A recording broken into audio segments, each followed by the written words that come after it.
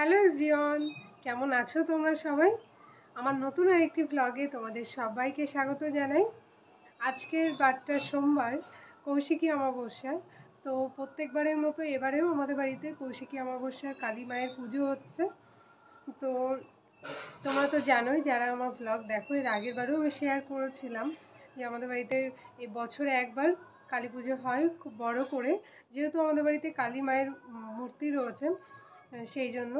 তো আজকের এই দিনে মানে কৌশিকী অমাবস্যার দিনেই আমাদের বাড়ির কালী মা উদ্বোধন করা হয়েছিল, আমাদের বাড়ির কালী ঠাকুর। তো সেই কারণে প্রত্যেকবারই এই দিনটা আমাদের বাড়িতে বড় করে কালী পুজোর আয়োজন করা হয়।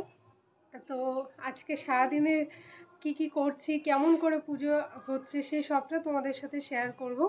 আশা করি দেখতে তোমাদের খুব ভালো লাগবে। তো সঙ্গে থাকো, সাথে থাকো এবং দেখতে থাকো ব্লগটা। তো আমি চলে এসেছি এখন নিচে ঠাকুর ঘরে। চলো একবার দেখিয়ে দিই আমাদের ঠাকুর মন্দিরটি কিভাবে ডেকোরেশন করেছে ফুল দিয়ে। আর অনেকেই প্রায় চলে এসেছে, যারা যারা পুজো দেবেন তারা। যেহেতু আমাদের বাড়িতে দিনের বেলায় কালী পুজো হয়, তো সেই কারণে অনেকেই উপোস থাকে, তো অনেকেই পুজো দেন। আর বিকেলের মধ্যে সম্পূর্ণ আমাদের পুজো শেষ হয়ে যায়, তো সেই কারণেই আর কি অনেকেই থাকেন পুজোর সময়। তো এই হচ্ছে আজকে আমাদের মায়ের সাজ। মাকে তো অপূর্ব সুন্দর লাগছে দেখতে।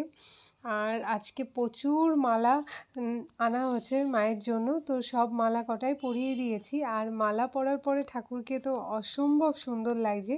আর এদিকেও আমি একটু ফুল দিয়ে, গাঁদা ফুল দিয়ে ভালো করে সমস্ত ঠাকুরকে সাজিয়ে দিয়েছি। এদিকে আমার জগন্নাথ ঠাকুরকেও দেখো কি ভালো লাগছে। আর আমাদের এই মাকে না লাল পাড় হলুদ শাড়িতে ভীষণ মানায়, তো চেষ্টা করি লাল পাড় হলুদ শাড়িটাই প্রত্যেকবার মায়ের জন্য আনার। তো এদিকে আমি সমস্ত কিছু গুছিয়ে নিয়েছি, আর ঠাকুরমশাইও চলে এসেছে। তো টুকটাক যেগুলো বাকি রয়েছে সেই সমস্ত কিছু ঠাকুরমশাই গুছিয়ে নিচ্ছেন। তো এবারে এদিকের কাজ হয়ে গেলে আমি যাব একটু, নিজে একটু রেডি হয়ে আসব, কেননা অনেকেই চলে আসছেন, তো তাড়াতাড়ি করে আমাকেও রেডি হতে হবে। যাই হোক, তো চলো এবারে রান্নার দিকটাও একটু দেখিয়ে দিই। তো এই যে এখানে রান্নার ব্যবস্থা করা হয়েছে, এখানে কিন্তু সমস্ত কিছু গুছিয়েই নিয়েছে মাসিরা। তো মাসিরা মোট 4 জন এসেছিলেন, তো তারাই রান্না করেছেন। আর এই যে এদিকে মাসি এখানে বসেছে মায়ের ভোগ তৈরি করার জন্য, যেহেতু আমার শাশুড়ি মায়ের আজকে প্রচুর দিকে সামলাতে হবে, তো সেই কারণে। আর ঠাকুর ঘরে আমার আবার ডাক পড়েছে, আমি চলে এসেছি। যেহেতু পুজো শুরু করার আগে সবার প্রথমে নারায়ণ ঠাকুরকে স্নান করিয়ে নেবে, তো সেই কারণে। যাই হোক, তো এখন চলে এসেছি আমি নিজের ঘরে। আর আমি আমার রুমটাকে একটু সাজিয়েছি, তো সেটাই তোমাদের সাথে একটু শেয়ার করছি। আর আমার বাড়ি থেকে সবাই চলে এসেছে, আমার মা, বাবা, দিদি, জামাইবাবু প্রত্যেকেই চলে এসেছে। তো আর আমি আমার রুমটা একটুখানি ডেকোরেশন করেছি ইনডোর প্ল্যান্টস দিয়ে, যেহেতু আমার ভীষণ পছন্দ ইনডোর প্ল্যান্টস, তো সেই কারণে। যাই হোক, তো এই যে এদিকে আমার কৃষ্ণ ঠাকুরকে আমি পুজো দিয়ে নিয়েছি আগেই। সবার প্রথমে স্নান করে আমি কৃষ্ণ ঠাকুরকে আগেই পুজো দিয়ে নিয়েছি। আর এই যে আমি এখানে পুরো রেডি হয়ে গেছি, আর ওদিকে কিন্তু পুজো শুরুও হয়ে গেছে। তো প্রত্যেকবার এরকমই হয়, যেহেতু আমার কাছে টাইম খুবই কম থাকে, তো সেই কারণে তাড়াতাড়ি তাড়াতাড়ি করে আমাকে রেডি হতে হয়। আর এই যে এখানে একটুখানি রেডি হয়ে ফটো তোলার চেষ্টা হচ্ছে, তো জামাইবাবুকে বললাম কিছু ফটো তুলে দিতে, তো সেটাই চলছে শালি আর জামাইবাবুর মধ্যে। যাই হোক, তো এবারে যাব নিচে, গিয়ে দেখি কতদূর কি হলো পুজোর সমস্ত কিছু। তো চলো এবারে নিচে যাই। এই যে নিচে এসে দেখি সূর্যকে তো আগেই রেডি করিয়ে দিয়েছি, তো ও এসে এখানে খেলা করছে। সবাইকে আজকে পেয়েছে, যেহেতু দিদি আছে, তারপরে ওর অনেক ফ্রেন্ডরাও আছে, তো আজকে যেহেতু সবাইকে একসাথে পেয়েছে, ওকে আর আজকে পাওয়া যাবে না, ও সারাদিন আজকে খেলায় ব্যস্ত। তো চলো এবারে পুজোয় বসি। মায়ের পুজো তো প্রায় অনেকটাই হয়ে গেছে, এবারে একটুখানি বসি মায়ের কাছে।